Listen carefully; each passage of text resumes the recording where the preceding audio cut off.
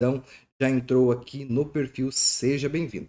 Pessoal, eu quero falar com vocês o seguinte, como é o foco desse meu, vou deixar o chat um pouquinho de lado, mas como é o foco aqui tratar sobre esse voto do ministro Nunes Marques, eu quero trazer mais luz, mais clareza para aquilo que nos aguarda no dia 28, o que nós podemos esperar. Vamos olhar aqui o voto, só vou pedir um pouquinho da paciência até eu colocar na tela, e é algo que eu quero mostrar para vocês aqui, como é que está se configurando o julgamento no dia 28. Deixa eu mostrar aqui o calendário, para aqueles que não têm acesso, sabem ali como entrar no site do STF e buscar essas informações, eu vou colocar aqui na tela. Então, vou diminuir, vou fazer a tela de transição. Isso, agora vocês estão acompanhando junto comigo aqui na tela, no site do STF. Como podem observar, nós temos aqui o calendário de fevereiro de 2024. Nós temos a data do dia 28, onde está programada o julgamento da revisão da vida toda. Ó, era para ter sido aqui, mas não quiseram, então transferiram para cá. Então vamos dar uma olhada aqui no dia 28, o que nos espera, o que nos aguarda em se tratando de julgamento nessa sessão do dia 28. Aqui a nossa querida revisão da vida toda exposta pelo recurso extraordinário 1276977 de relatoria do ministro do excelentíssimo Alexandre de Moraes, que vai combater todos os argumentos falaciosos que se colocarem contrários a essa revisão. E na sequência, o que nós temos aqui? Como vocês podem observar, nós temos a ADI 2110, também temos a ADI 2111, tá? Então, vejam comigo, nós temos esses três julgamentos que têm referência, que têm repercussão no direito previdenciário. Pode parecer que são dois julgamentos, duas ADIs, mas o ministro Nunes Marques, ele vai juntar o julgamento apenas em uma ação declaratória de inconstitucionalidade, e é isso que ele já disse no seu voto. Aqui tem um instituto que nós chamamos de conexão. O que é conexão? Quando você tem situações semelhantes, um objeto parecido, e esse objeto abrange aquele objeto menor que está sendo discutido em outra ação semelhante, ele é incorporado. Então, a ADI 2110 ela foi incorporada e ela vai ser julgada na mesma oportunidade da 2110. Vamos ver aqui o que se trata essa famigerada ação declaratória de inconstitucionalidade que está tirando o sono de muitas pessoas.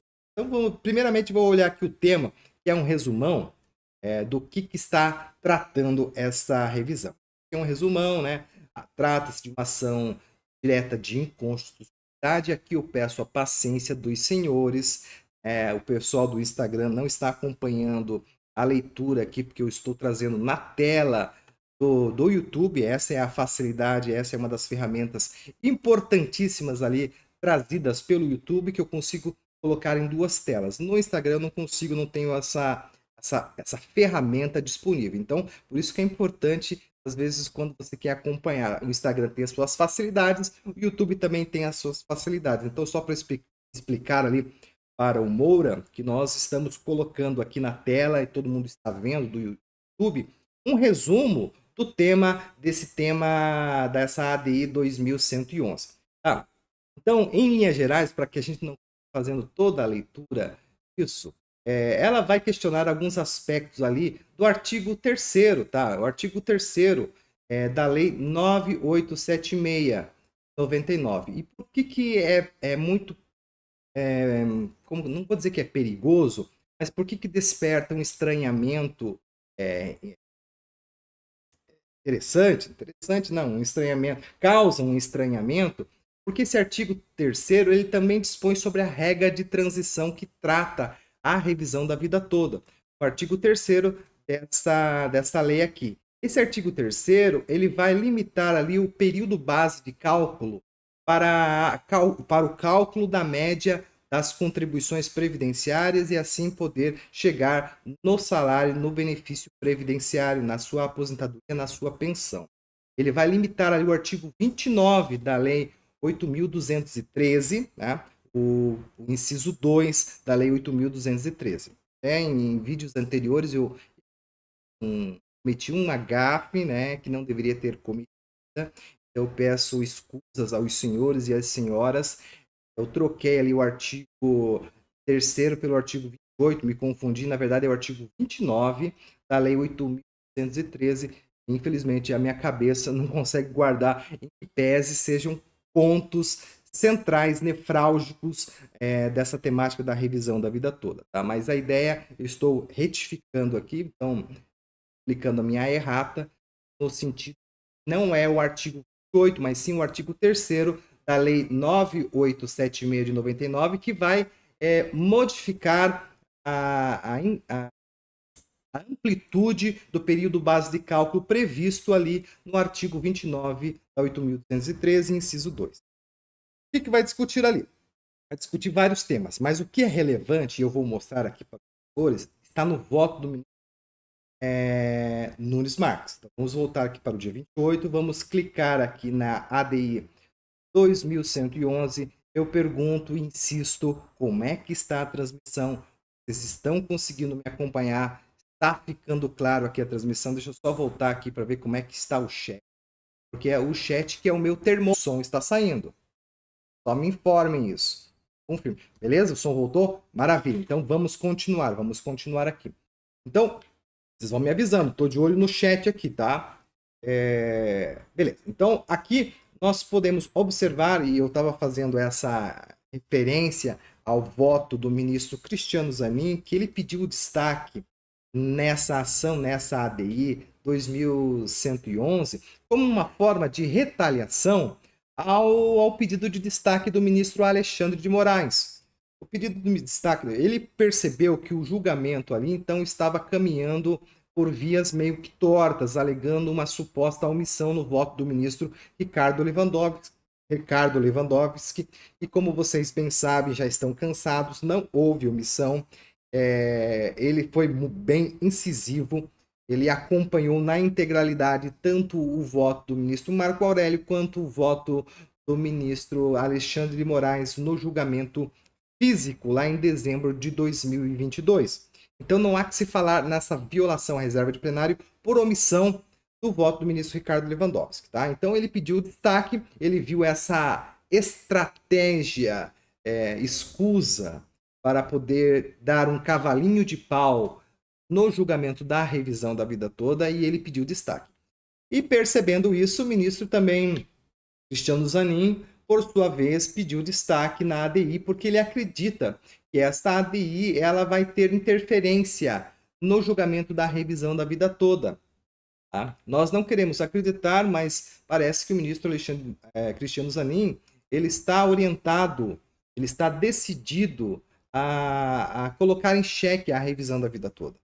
Então, eu não sei quais foram as conversas nos bastidores, mas tudo leva a crer que ele está decidido. E isso é uma estratégia que nós acreditamos que ele está fazendo. Porém, ele não vai lograr êxito. Não vai lograr isso. E aqui vocês vejam uma coisa bem interessante, que vai fazer sentido daqui para frente. Olhem só quem está acompanhando o relator. Alexandre de Moraes, Cristiano Zanin, Dias Toffoli. Eu só vou diminuir a minha tela, pessoal, porque eu acho que vocês não estão conseguindo ver aqui essa parte do lado direito da minha tela. Só um minutinho, deixa eu só diminuir aqui a tela. Diminuir. Sigam atualizar. Agora ficou melhor, né? Ficou melhor a experiência de vocês. Então, se vocês puderem observar aqui junto com o meu cursor, vejam quem que acompanhou o relator. O relator, que é o ministro Nunes Marques, foi Alexandre de Moraes, Cristiano Zanin, Dias Toffoli, Luiz Fux, Edson Fachin, Carmen Lúcia. Toda essa turma que acompanhou. Apenas a divergência do ministro Roberto Barroso e do Gilmar Mendes. Mas no que eles acompanharam? No que eles acompanharam é isso que nós vamos ver agora. É isso que nós vamos ver agora. Vamos olhar aqui o voto do ministro Nunes Marques. Deixa eu só entrar aqui. Esse é o voto, ó. Aqui nós temos o voto do ministro Nunes Marques. Então, o voto dele tem 26 páginas. E como nós não temos uma leitura dinâmica como o excelentíssimo ministro Roberto Barroso, nós não vamos conseguir ler esse voto em 5 minutos. Só o ministro Roberto Barroso que consegue ler os votos em 5 minutos. Então, eu vou colocar aqui na parte mais importante para que vocês consigam ver qual é o X da questão e o que é relevante ali para a revisão da vida toda. Onde ele vai tratar do artigo 3º, da forma de cálculo da ampliação do PBC, né, do período base de cálculo. Deixa eu encontrar aqui para vocês. Aqui, ó, é nesse tópico aqui, pessoal, o item 4. No item 4, que é o X da questão, que é o que é relevante, é o que pode estar incomodando alguns advogados da parte autora em defesa dos aposentados. Mas vejam, no voto aqui do ministro Cássio Nunes, eu não consegui verificar algo que pudesse atrapalhar o julgamento da revisão da vida toda, tá? Mesmo porque nós estamos nos embargos de declaração. Mas vejam, o que ele diz aqui em linhas gerais, ele fala que a regra ali, cálculo prevista pelo artigo 29, inciso 1, inciso 2, que estipula que o período base de cálculo é todo o período contributivo, e depois ele faz a referência ao artigo 3º, que introduz a regra de transição, onde o período base de cálculo vai se iniciar em julho de 1994, competência de julho de 1994, como eu estou grifando aqui para que vocês possam observar, não tem nada de inconstitucional. E é isso que nós dizíamos desde o princípio. A regra de transição, não existe conflito constitucional, tanto em questões formais quanto em questões materiais. Formais é que diz o seguinte, que o Constituinte, quando elaborou a Constituição, ele deixou a critério do legislador infraconstitucional a fixação de critérios específicos para o direito previdenciário, para as concessões de aposentadoria, de benefícios previdenciários de forma geral. E aqui foi o legislador infraconstitucional, por meio de lei ordinária e depois de uma lei subsequente futura, e nós temos um princípio que a lei mais recente ela prevalece se tratar da mesma matéria. Então, nós temos esse princípio, e como temos a lei 9876 lá no seu artigo 3º, e ela é mais recente, e ela estipula um limitador desse PBC, ela é constitucional, ela é legal. O que é o X da questão e o que a gente vem, de certa forma, batendo com certa regularidade é a interpretação, é a finalidade última da regra de transição, que é suavizar uma regra mais gravosa e não penalizar aqueles que contribuíram com valores maiores antes de 1994. Esse aqui é o X da questão. Tá? Vocês estão me acompanhando? O chat está bem silencioso. O chat está muito silencioso. O chat está silencioso.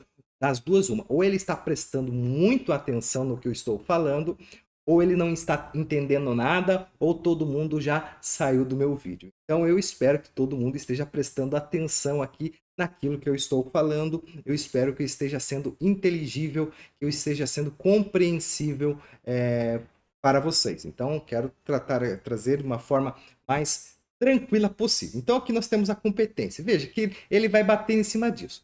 E uma coisa que chama a atenção é isso aqui. Olha só o argumento que o ministro Nunes Marques fala do porquê que foi escolhido essa data, 1994. Vejam só. Vejam o que ele... Inclusive, ele grifa isso, né? Olha, isso aqui é interessante, ó, que ele grifou. Ó.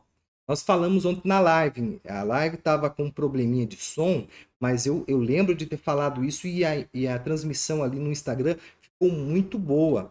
Muito boa, então a qualidade ficou boa e ali ficou bem claro o que eu quis dizer. Que as pessoas que se aposentavam antes ali de 1990 utilizavam como critério como critério para cálculo da sua aposentadoria as últimas 36 contribuições. E isso, de certa forma, o INSS entendeu que não era a melhor forma de preservar os cofres públicos, mesmo porque alguns se utilizavam das últimas 36 contribuições para aumentar os valores e assim poder lograr uma aposentadoria melhor.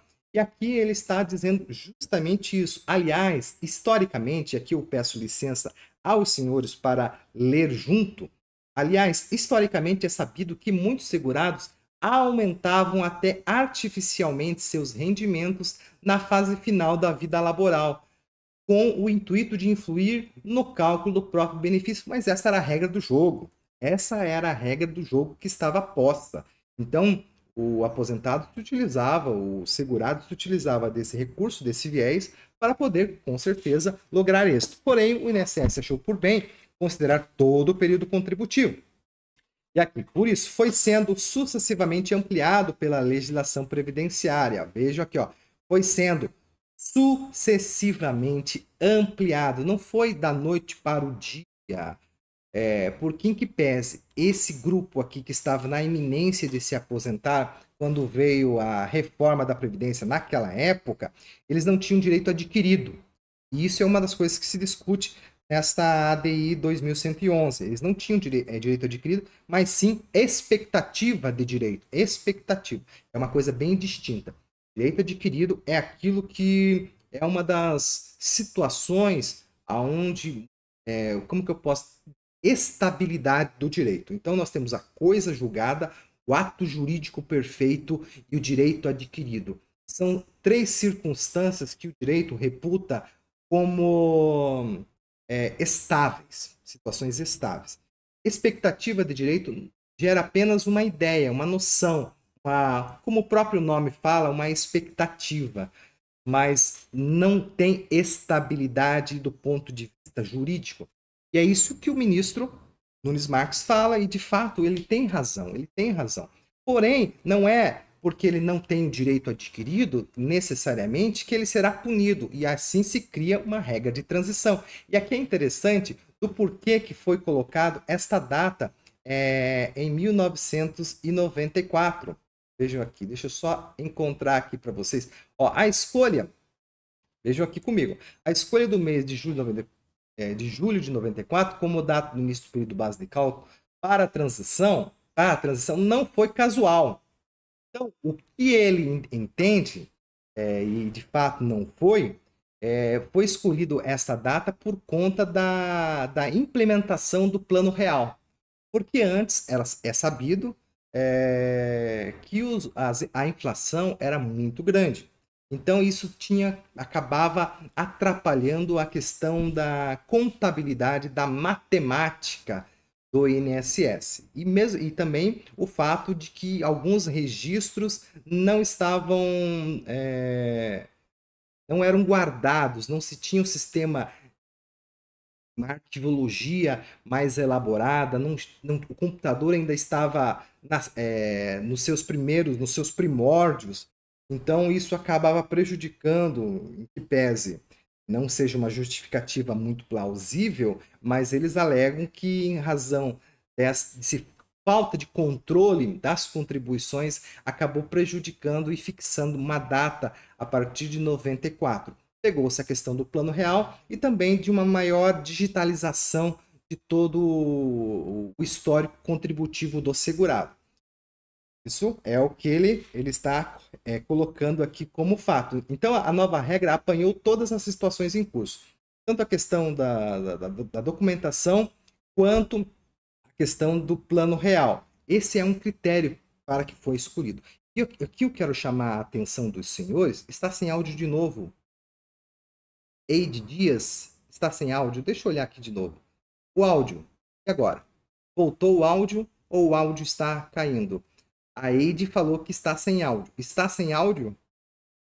Sim ou não? Só para que eu possa continuar. O meu sistema diz que o áudio está fluindo. E aí, para vocês, está fluindo? Sim? Só me dá um sim ou não. E daí eu posso continuar. Eu vou presumir que sim. Vou presumir que o áudio está chegando até vocês. Se mais alguém achar que o som não está saindo, me falem que daí eu dou uma olhadinha aqui no sistema, tá bom? Então, vamos lá, vamos continuar. Vejam que esse aspecto trazido pelo Nunes Marques, ele de forma alguma contraria o disposto e o que está defendido na revisão da vida toda. Então, não se pode alegar que a revisão da vida toda não é de direito com base em aspectos que foram escolhidos a partir de uma questão monetária e também uma questão de controle dos registros do segurado da época. Então, uma questão de... Porque a revisão da vida toda ela não pode prosperar porque o INSS vai ter um trabalho muito grande em recuperar os registros dos segurados.